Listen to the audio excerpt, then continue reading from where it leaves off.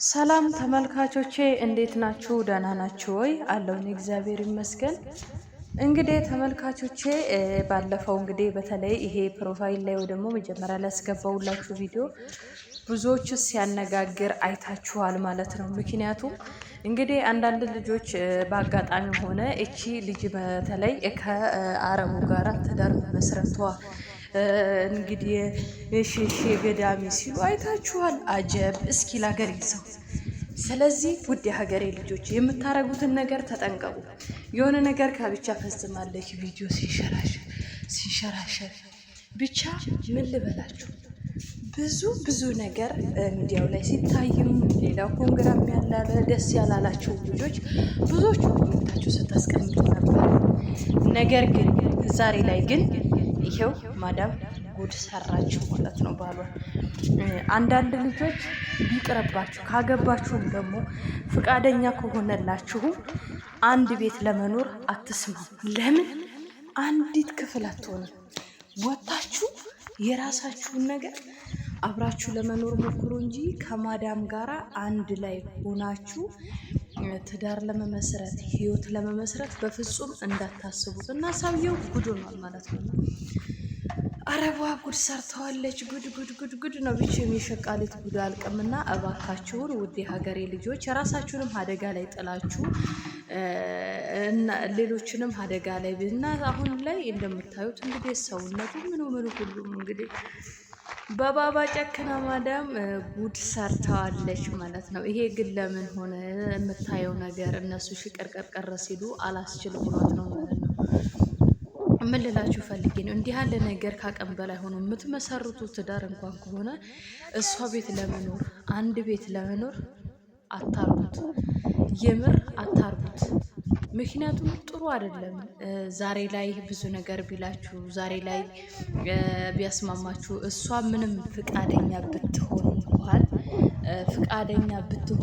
በሰራተኛ እንዴት ቀየረኝ ፍቅሩን ቀነሰ ብላ ውስጧ ሰላም ሊነሳ ይችላል። ነገር ግን ቢያንስ ቤት ራቅ ርቀት ላይ ካለ አትገናኙም። አደጋም እንኳን ቢደርስ ቅናት ሴት ልጅ መጥፎ ታውቃላችሁ፣ ቅናት የሚባለው መንፈስና ስለዚህ አንደኛ ነገር ቢሆን ከሀገራችሁ ዜጋ ጋር ቢሆን የተሻለ ነው።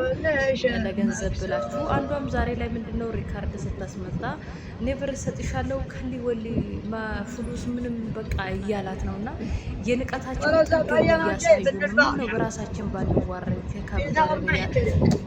የሀገር ባህል ወግ ብዙ ነገር አለንና ውድ ሀገሬ ልጆች እባካችሁን እንዲህ ያለ ነገር የምታረጉ ልጆች እንግዲህ ተጠንቀቁላችሁ እወዳለሁ። ምክንያቱም ይሄ ነገር ነገ ላይ ዋጋ ሊያስከፍላችሁ ይችላል። ግን እሷ ደግነቱ እሷ እሱ ማለት ነው ከጥቅምና ከአገልግሎት ውጭ ያደረገችው በጣም በሚያሳዝን ሁኔታ።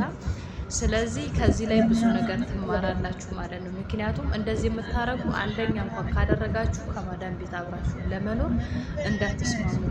ቤት ለብቻ ለምን አንዲት ክላስ አትሆኑ ማለት ነው።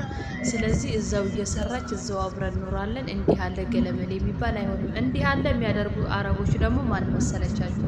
እንዴት መሰላችሁ? አግብተው ልጅ መውለድ ያቃታቸው በልጅ ምክንያት ልጅ ፍለጋ እንጂ እውነት አረቦች እግዚአብሔርን ሰራተኛን አፍቅረው የእውነት እንደው ከመቶ 1% ወይ 2% ካልሆነ በስተቀር ሰራተኛን በትክክል አፍቅረው ፍቅር ይዟቸው ከኛ ጋር ይኖራሉ ማለት ዘበት ነው። ከጥቂት ሰዎች እንደው ከ100% እንደው 2% የሚሰጧቸው ካልሆነ በስተቀር ያንን ልጅ ፍለጋ ካልሆነ በስተቀር አፍቅረው እንዲህ ያለ ነገር ምንም ሊያደርጉ አይችሉም። ገብቷችኋል አይደለ? ስለዚህ በፍጹም እናንተ መሸወድ የለባችሁ ማለት ነው። ያለ ነገር ሊያታልለን አይገባም ስደት ላይ። ምክንያቱም ሀገር፣ ቤተሰብ፣ ዘመድ ብዙ ነገር አለ።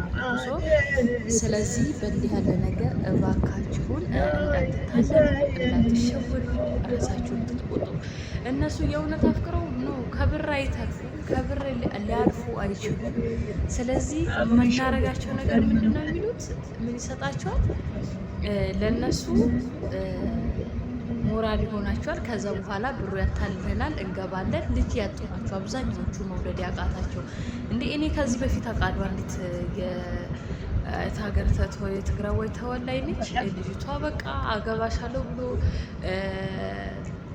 ትዳር መስረታ በትክክል በቃ ኒካ ሐላል በሆነ መንገድ እና ከዛ በኋላ ልጅቷ 2 ልጆች ወለደች። እዚሁ ሳውዲ አረቢያ ጄዛን ነው ቦታው ማለት ነው። ከዛ በኋላ እየኖሩ እያሉ ልጆቿን እያሳደገ እያለች ወረቀት የላትም። ሚስትየዋ ተብዬዋ ምን አረገች? እኔ ተመለሽ ሲላት አንተ እቺ ወደ ሀገሯ ካልተገኘክ በስተቀር እኔ አላገባህምም አልመጣምም ብላ ያለው አማራጭ እሷን አታለለና በዚህ መንገዱ ሀገር ትሄጃለሽ ወረቀት አስተካክላለሁ ብሎ እንትን ወሰዳት እስር ቤት። አመናችሁም አላመናም እስር ቤት ወሰዳት፣ ታሰረች። ከዛ በኋላ ወደ ኢትዮጵያ ገባች። ልጆቿን ተነቅጣ ኢትዮጵያ ገብታ አበደች። እናትነትን ታቁታላችሁ፣ ልጅ ያላችሁ ልጆች ታቁታላችሁ ማለት ነው ስሜቱ ምን ያህል ከባድ እንደሆነ ገባችሁ አይደለ? ስለዚህ ይሄንን ሁሉ መከራ ተቀብላ እንደገና ሚዲያ ላይ ወጣ። ያቺ ሚዲያ ላይ የለምለም ሚዲያ ላይ ይወጣችሁ እንደው። ስለዚህ ይሄንን ከማድረግ እባካችሁን ተቆጠቡ። በዚህ መልኩ ሲጫወትባት የተለያዩ ሚዲያዎች ሲረባረቡላት ነበሩና እሱንም ወደ ህግ ለማቅረብ እንደዚህ ከመሰቃየት እግዚአብሔር ይጠብቀን። ራሳችሁን ጠብቁ። ኮክ ቲዩብ ሰብስክራይብ አድርጉ። መልካም